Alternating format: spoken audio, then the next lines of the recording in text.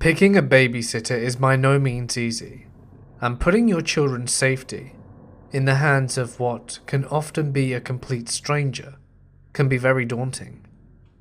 It's time to get comfortable and let the darkness take control. Number 1. Someone that I knew all too well ended up committing an act so cruel and disturbing. I wish that I had never met them in my life. I met her when I was 4 years old, when my family moved to a new neighborhood near Portland, Oregon. My family had just moved out of a crummy and vile apartment when my parents were apartment managers and were desperate for a house so that we wouldn't have to worry about tenants. My parents found a house in a ghetto part of South Washington State, and they decided that this house would be our standing home and that we would find a much more suitable environment for kids. As soon as we first moved in, me and my family introduced ourselves to the neighbors, where I met some kids around my age. One neighbor, who lived 2 houses down from our house, established a friendship with my mother and they became good friends. They were both mothers and connected with similar interests in art. The neighbor's name was Heather. And when I first met her, I thought she was a nice person and somebody that I could trust. Heather had 2 kids at the time who were both in high school. Their names were Sierra and Jordan. And my mother wanted them to meet me, since my parents were looking around for a babysitter for me, and that it would be someone she could trust, since the area that I'm living in wasn't that great of an environment for kids. After spending some time with Jordan and Sierra, I got to know them a little, and frankly enjoyed their company, whilst they watched me over as babysitters. Since they were teens, and I was very young at the time, hanging around them made myself feel more superior than the average 5-year-old. Jordan was a rebel teen who would constantly get in trouble at school. My mother wasn't a fan of Jordan getting in constant trouble, so my mother stopped having him over and babysitting me. Sierra, who I enjoyed having around, was a very kind and courteous person, and began babysitting me by herself. She was a freshman in high school and needed the money, so she became my childhood babysitter. She had no history of being trouble at school or home, so my mother gladly let her babysit me. Sierra would play board games with me, cook my favorite, macaroni and cheese, and gradually I became closer to Sarah within a very short span of time. My parents at the time received full-time jobs, so they asked Sierra to babysit me more, and in return, she would get more money from my parents. She took the offer up, and I spent more time with her every day. And I thought of Sierra as one of my best friends at the time. She really did have an impact in my life, and so I thought of her in this light. She also began working for my mum as a house cleaner, and began to have a closer relationship with my mum. Everything was going great for me and my family, and it was overall a great time. A couple of years go by, and I'm beginning elementary school going into the 1st grade. My parents began picking me up from school, and I had less time and need for a babysitter. I became somewhat distant from Sierra as she became a junior and was pregnant. She would sometimes come over the house and babysit me and help my mother with chores around the house. But she became more mature and wouldn't talk to me as much as she used to. Her mother, Heather, had a severe medical condition, which caused her to have constant painful headaches, and she would often experience these at days at a time. Heather stopped talking to my mother and became a recluse, staying inside her house with Jordan and Sierra. Sierra's demeanor began to change as her mother began to descend, which was understandable at the time since her mother was going through a rough patch. I didn't talk to her after I heard about her mother, since I didn't want to mention her mother to her. She began displaying an odd change of behavior and started to get in trouble at school. For what? I honestly don't know. But it started putting a strain on Heather and Sierra's relationship, since they began verbally fighting. Sierra would scream at Heather and flip out on her mum for very insignificant reasons. My mother grabbed wind of the altercations and told Sierra that she couldn't babysit me anymore, but could help my mother when I wasn't around. She started helping my mum again, and my parents would see her often in the house. One day, Sierra was helping my mother clean the basement when she asked my mum if she could use our bathroom. My mum said yes and began the way upstairs. She came back down to the basement 5 minutes later and finished cleaning the basement at the time. Later that day, my mother had to use the restroom. When she walked in, she saw what looked like a diary in the bathroom sink. My mum didn't recognize it, and out of curiosity, began to open the book. What was there was absolutely terrifying, as my mother found sections from a book written down in the diary, which graphically spoke about rape and molestation. My mother never told me the specifics as to what was in the diary, and still doesn't like talking about it. When looking through the diary, my mother found several depictions of rape with written sexual scenarios and how they all felt. My mother found Sierra's name on the back of the diary and immediately called Heather and confronted her about Sierra's diary. Heather stated that Sierra had taken cuts from one of her books and began writing them down in her diary. Heather acted as if Sierra did this all the time and that it was no big deal. My mother then told Heather that Sierra wasn't allowed in her house and was no longer going to be working with us. She purposefully left that diary there, but for what reason, I honestly don't know. Then the allegations started. Sierra had begun to claim that my neighbor Rodney had sexually assaulted and raped her.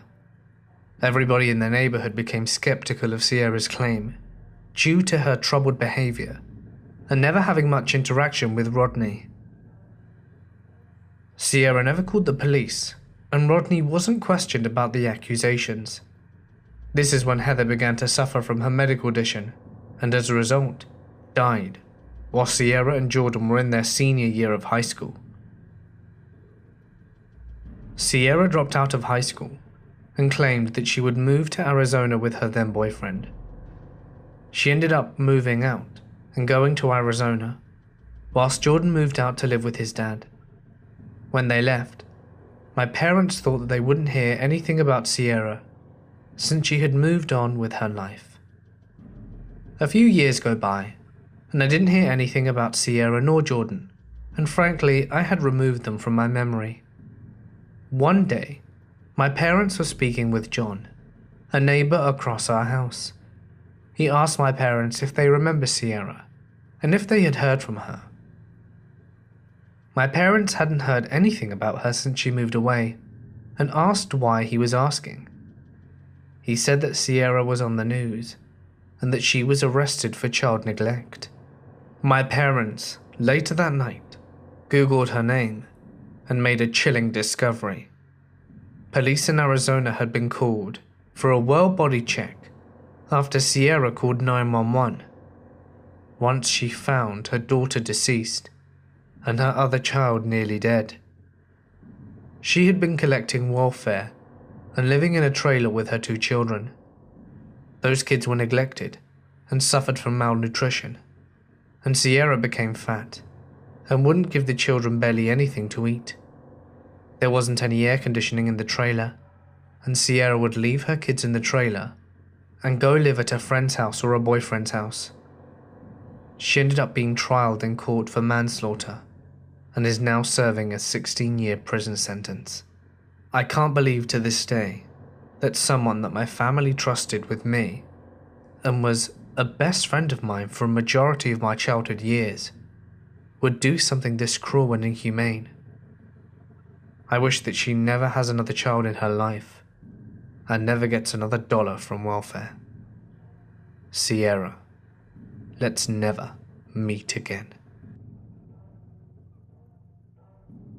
Number 2. This happened a very long time ago, back in 1973. I know it was summer. I was 6, and we were living on Monica Lane in Madison, Wisconsin.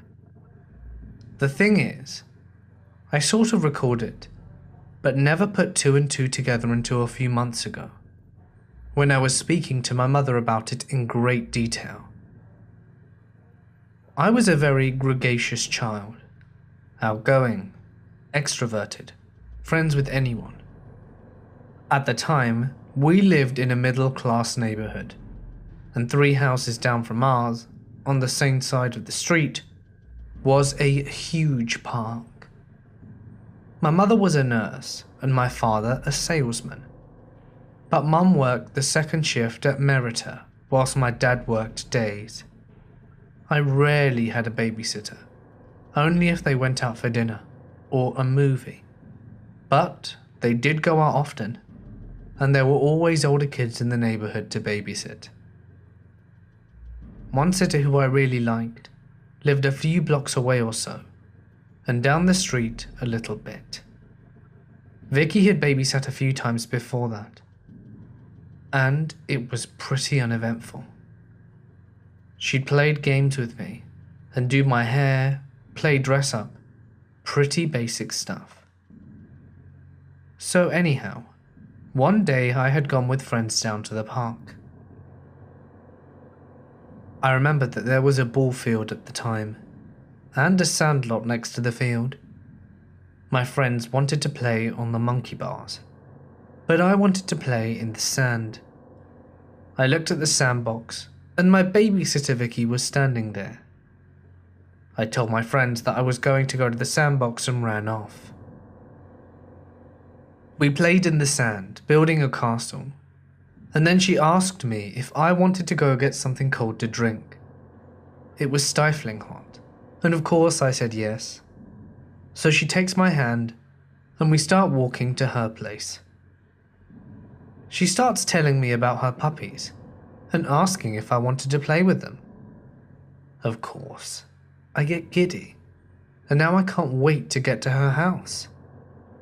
This is where my memory had stopped, and after my mum told me what happened, the rest of it flooded back. My mother just happened to be talking to my sister and I about some of the places we lived at, and we got to Monica Lane. I told her I remember the park and how big it seemed, and she asked me if I remember being kidnapped. I immediately thought she was kidding, and then the look on her face told me otherwise. She said it was around 5 in the afternoon, and that one of my friends had come to the door to ask me to come back outside, sure that I had gotten bored and decided to walk home. When my mum checked the house, she realised that I wasn't there, and she was 7 months pregnant with my sister, and sprints to the park screaming my name. After asking several kids if they'd seen me with no clue, she went to the ball field and asked the older boys if they'd seen me. One of the boys, who was around 14, said that he'd seen a younger woman playing with a girl that fit my description in the sand, and walked off in a general direction, and that was all he knew. My mother ran across the street to one of the houses and asked to use their phone and called the police. By the time the police had gotten there, my dad had come home, and some of the neighbours were trying to help my mother. So there's this search party out looking for me, screaming my name and knocking on doors. The police had gone back to the park to ask the boys if they knew who had been with me, and if they knew who she was. Between the boys and the neighbours, they had deduced who it was that had led me off, but I have no idea how, honestly. The police and the entourage go to her home. She lived with her parents, but they weren't home. I knocked on the door. She came to the door and told me that she hadn't seen me and that she'd been home all day. The police asked to come in, and for some reason she said okay. They went through the house and went to the basement and found me. That's what my mum knew, and then I remembered. It was literally like a floodgate had opened, and I started crying. At 6, you sort of trust everyone, and she'd been in our home. I'd never gotten a bad feeling from her, and neither had my parents. But when we walked into her house, I remember that cold, holy shit feeling just washing over me and getting very worried. I remember starting to cry and saying that I wanted to go home over and over. She takes me into the kitchen and gets me a glass of water and a tissue. I hear dogs barking, and next to the kitchen is an open stairway that goes down to where the barking was coming from. She starts trying to take me downstairs, telling me that there are all sorts of toys and games. I reluctantly agree, and she grabs my hand and heads down the stairs. The dogs are going nuttier, and I start screaming. At this point, Vicky is getting bizarre. She's screaming at me to shut up, and that if I don't, she will throw me into the cage with the dogs and telling me that they will eat me. She's dragging me down the stairs, and I'm still screaming. I was scared out of my mind. I remember crying so hard that I was hyperventilating, and I'm screaming so hard I'm not making a sound. Vicky then flips the switch and starts being syrupy sweet, trying to calm me down. She tells me that she just wants to play a game with me, and tells me that she wants to play hide and seek. She must have been relatively skilled at calming me down, because the next thing I know, I hear knocking on the door upstairs, and I wasn't crying. The houses were all the same sort of tract house that Sears used to sell. Not huge, but not small. But you could hear everything in any spot of the house. I kept hearing the knocking, and she tells me that it's her friends. They're coming to play hide and seek. She convinced me to let her put a piece of masking tape over my mouth so that I wouldn't make a sound, and lifted me into this big wooden box next to the kennel. She put a big pile of blankets over me and told me to be really quiet so they wouldn't find me. The whole time the dogs were going batshit, but when she calmed me down, they calmed down too. They still looked incredibly mean, but they were no longer frothing at the mouth and only slightly growling until the knocking started. I remember scrunching in there confused, still scared, and convinced that the dogs were going to get out and eat me. I was crying again and hyperventilating. I remember taking the tape off my mouth because I couldn't breathe, but remembered that I needed to be quiet because I was afraid what she'd do if I screamed. I laid in that smelly box next to a big bag of dog food, sweating to hell, tears rolling down my face. I sort of pushed the blankets off to the side, but only enough so that I could pull them back over my face when someone came. I recalled thinking about my dad and wondering if he would come and find me. All of a sudden I hear what sounds like adults yelling my name. They come down the stairs and the dogs are going batshit again. Over and over men are yelling my name, and then I hear a man say, "If you don't shut those dogs up, I will." I was in a large storage box, with tape hanging off my mouth. When they opened the lid, I remember a very nice man asking my name and if I was okay.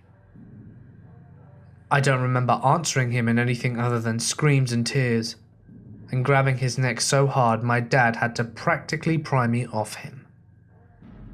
I remember my parents taking me to the hospital to be checked out, but that's really all I remember. My mother said that Vicky was found guilty of attempted kidnapping, and last she knew, she was in a prison, but couldn't remember the last time she'd heard anything. We moved from the area shortly thereafter, and I haven't been back since. I do know that my mum said that her parents were odd, but that they didn't know them. She'd met Vicky from a neighbour that had her as a babysitter, and had never heard of anything bad, and that I always seemed happy with her. She lived in the general neighbourhood, but it would have been 2 blocks over and 1 block down. Mum said they never picked her up. She always walked over. When they'd get home, they'd drive her home but never noticed anything out of the ordinary. Mum and Dad had only met her parents when they came to the door to ask for her forgiveness, that Vicky hadn't meant to do anything bad and that she was a good girl. Mum said my dad picked up her dad by the shirt and told him that if they ever came onto our property again, he would kill them. I remember her name, and sort of what she looked like, but I would have no idea if she walked up to me, even the slightest idea of who she was. Vicky, I hope we never meet again. Number 3. This story takes place 10 years ago, when I was 16, and for almost that long, I've wanted to tell it. I'm 25 now and female. When I was in high school, I babysat on the odd occasion for a family I'd known since I was pretty young. They were great, really laid back, and it was the easiest babysitting job in the world, because the kids would usually be in bed before I even got there, and always slept really well. It had been about a year since I'd babysat for them, and in that time, they had a new baby, who was about 6 months old. So on this occasion it was me, and 3 kids downstairs, and 1 baby sleeping upstairs. I should really mention before anything that their house was completely amazing. It wasn't the flashiest, but it was huge. And although it was a suburban street, it was positioned on a hill, so from the master bedroom upstairs, you could look out over the whole city. They had tons of CDs, which back then was really exciting for me. The kitchen was always full, and the whole place was decorated like a gallery, with amazing art, brilliantly designed, and really spacious. That sort of thing. They always had interesting stuff around too. That night, I noticed in the front room, amongst the kids' stuff, there was a fake samurai sword. I remember laughing at it, thinking it looked too real to be a toy, and waved it around a bit. It didn't surprise me. They were interesting people, and I was always finding things I liked. The layout of the house was cool. The front door opened almost directly into the living room, and off to the side had the 2 kids' bedrooms and then a staircase leading up to the parents' room. Their living room was fantastic, with giant windows overlooking the front garden, and almost the entire street. The middle part of the house was completely open plan, with the kitchen and dining room spread out for what seemed like miles. Near the back of the house, they even had a small study, which was more like a reading nook. From memory, it was just an armchair and 2 walls of books. That part is important, because the night this happened, that's where I was hanging out.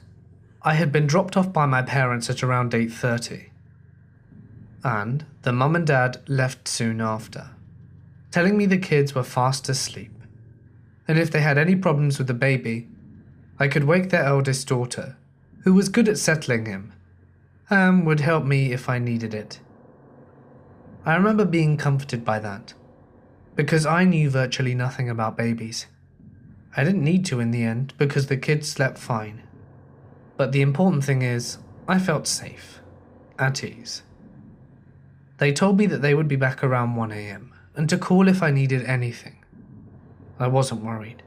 I'd done this countless times before, and even though it was a cold night, with a harsh wind, I knew this house, and I knew the kids would sleep.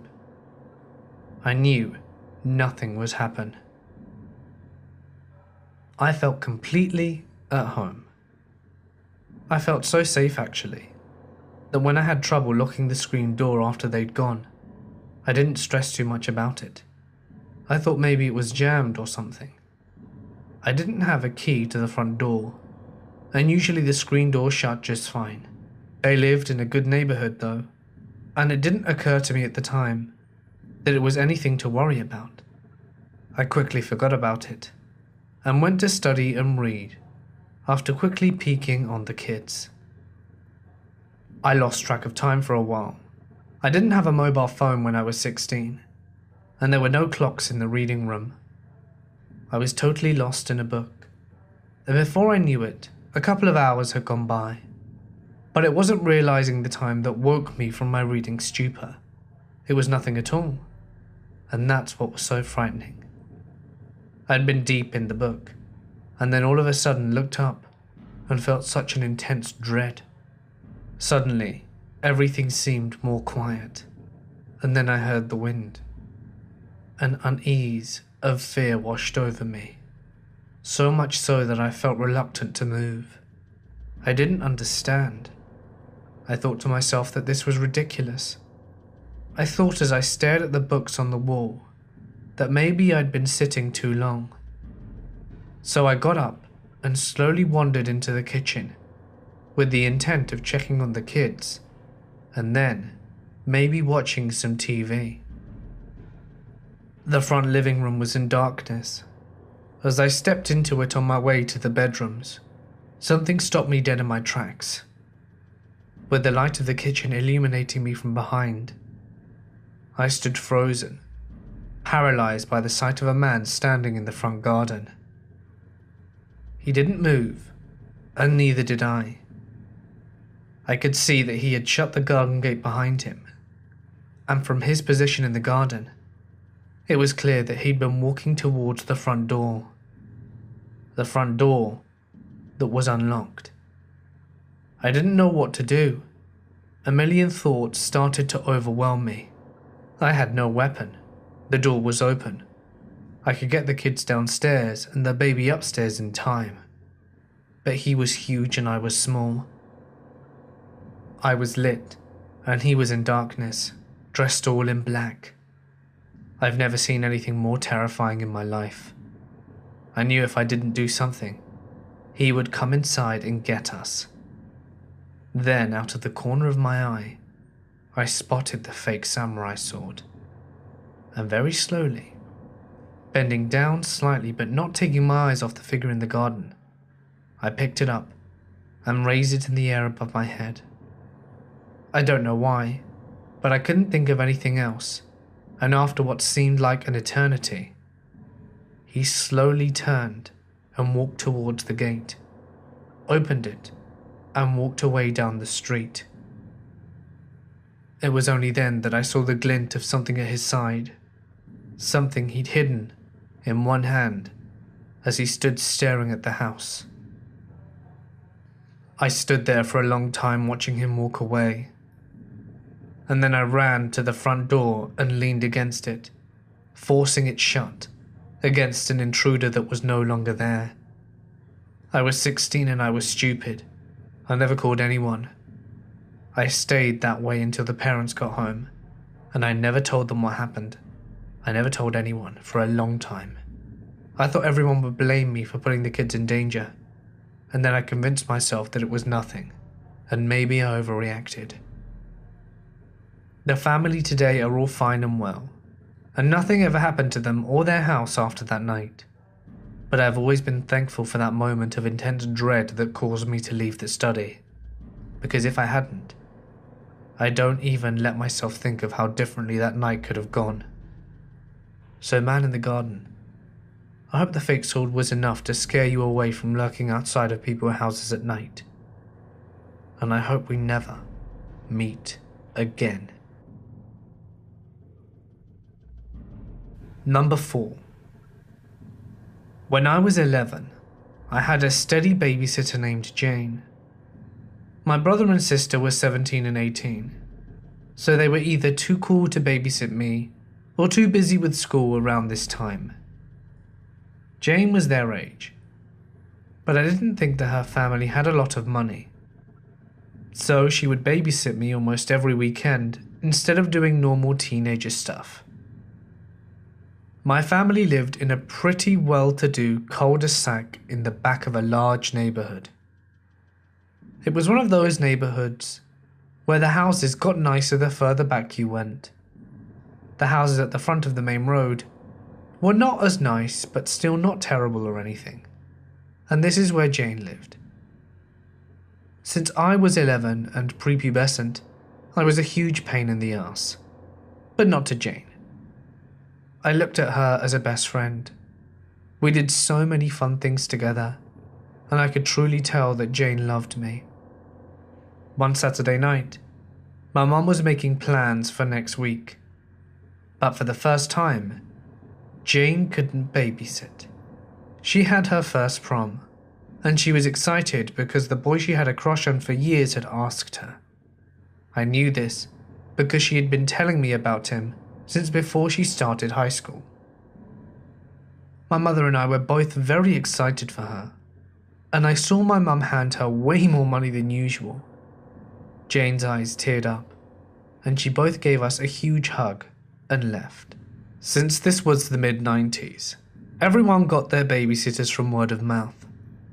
My mother heard from another mother that a girl that used to babysit for her kids had just moved back to her parents' house after grad school. She lived down the street from Jane, and her name was Becky, and my mum called her up to see if she could babysit me this Saturday. Becky excitedly said yes, and proceeded to ask my mum somewhat strange but not entirely alarming questions. How tall I was, what I looked like, etc. There must have been other questions, but I was just hearing my mother's side of the conversation.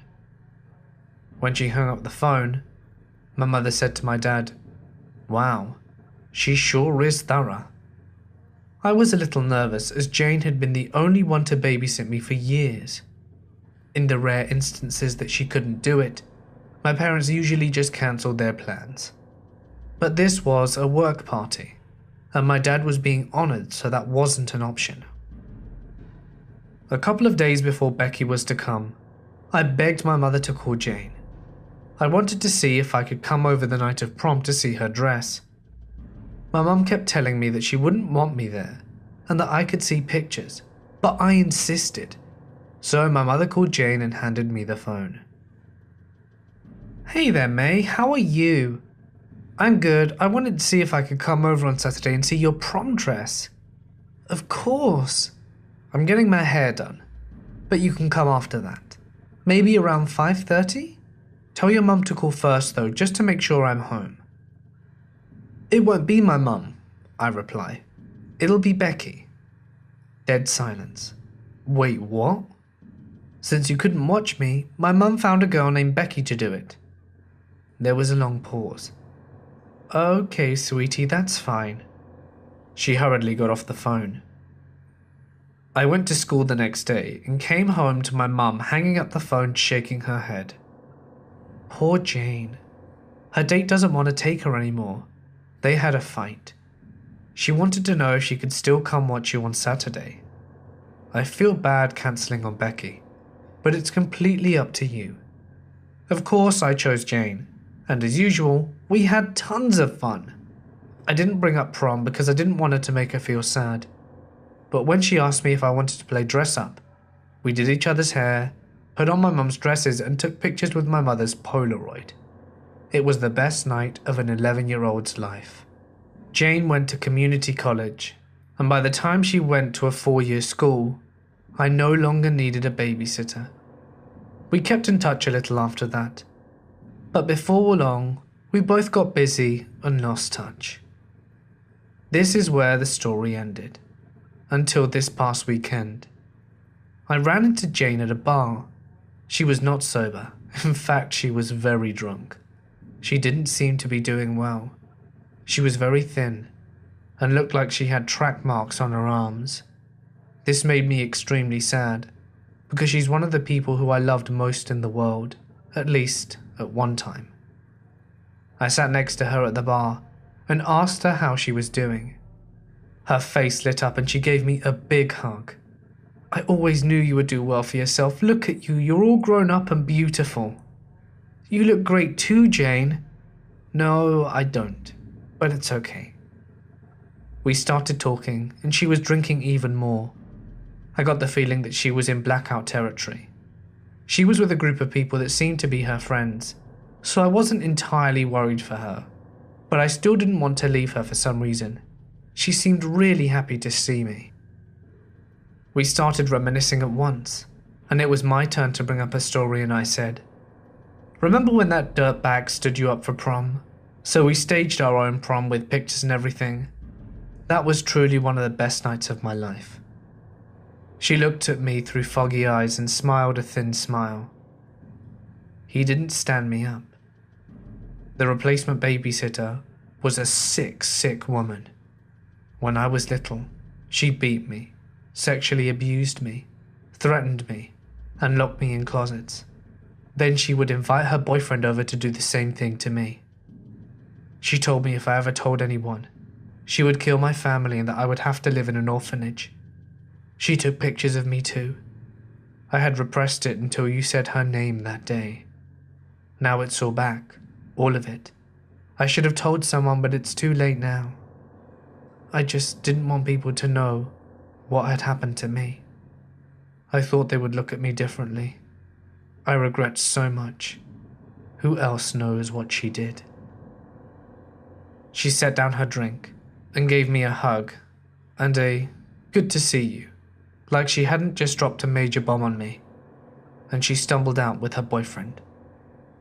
Everything came flooding back to me. The phone conversation with Becky, with all the details. Jane's silence since when I said Becky's name. How Jane stayed with me every single weekend until I was old enough not to need a babysitter. Some people might say Jane should have told someone, but she was just a kid. But she was an extraordinary kid. She gave up her prom to save me.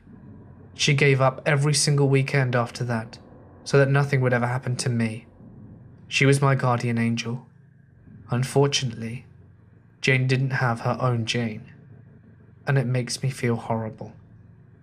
So Becky, let's not meet. And if we do, I might just rip your throat out for changing the life of the most extraordinary person I have ever known. Number 5. This happened in high school. I was a sophomore and had a pretty sweet babysitting gig at a house 2 doors down. 3 awesome little girls who thankfully never gave me any trouble. Their parents were great too. Some of the nicest people I've ever met. And lastly, they had an old Akita dog who was the sweetest thing on the planet. I had met a guy who was a senior in a club I was part of, and at first he was cool. We'd talk about the nerdy things we both liked, and he'd read me some of his writings. He fancied himself a poet or something. I had a boyfriend who is now my darling husband, so all I ever was interested in was a friendship with this guy. But he didn't have the same idea, and he certainly didn't like my boyfriend. I was nice about it, accepted that he didn't like my boyfriend, but made it very clear that him and I were friends. I guess not clear enough. One Saturday night as I was babysitting the little girls, while their parents were at some fancy gala, as the husband was a well-known doctor in our area, I had done the whole bedtime routine and settled down with the dog on the couch for a movie marathon. I was texting some friends on my fancy flip phone, and one of them happened to be the guy. He texted me that he could bet what I was wearing. I didn't like the game, assuming that it might end up somewhere inappropriate, so I just ignored him. A few minutes later, he texts me again, this time with the exact outfit I had down to my mismatched socks. I froze. There is no way he could have known this. I had been home all day other than when I came to babysit, so he hadn't seen me. The Akita dog's head perched up, and he started growling in the direction of the back door. I swear I saw a shadow running away. When I turned the porch light on, the dog stuck by my side for the rest of the night. I even called my brother to come and sit with me until the parents came back. They thought nothing of my brother being there, and since this was my problem to deal with, I didn't tell them about my potential stalker.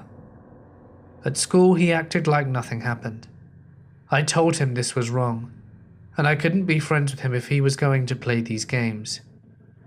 A few weeks later, he left school, and I haven't seen him since. He tried to friend me on Facebook recently, but I'm content with us not meeting again, even over social media. Hey guys, it's Mort here, and thank you so much for listening. Being a babysitter is by no means easy. I've done a video about this topic before, which I'll leave linked at the end of the video if you want more babysitter madness. Feel free to check it out. Don't forget that the Mortis Media merch store is back, so head on over there for some sweet Mortis Media themed apparel. As I mentioned yesterday, my brother just relaunched his history-based YouTube channel, and it would mean a lot to me if you guys would go check it out if interested. A link can be found in the description and also at the very end of the video. And remember that if you enjoyed today's video, please consider dropping a like and leaving a comment, as it's a really great way to help support the channel and I appreciate it tremendously. And if you'd like to do something incredible to help support the channel even further, feel free to visit my Patreon. It's a magical page and I'll leave it in the description, as well as the links to my social media for you guys to check out. And if you'd like your story read on my channel, you can submit a text post to Reddit or send it to me via email. Both links can of course be found in the description. But anyway, for now guys, I am going to sign off. Stay awesome, and I'll see you in the next one.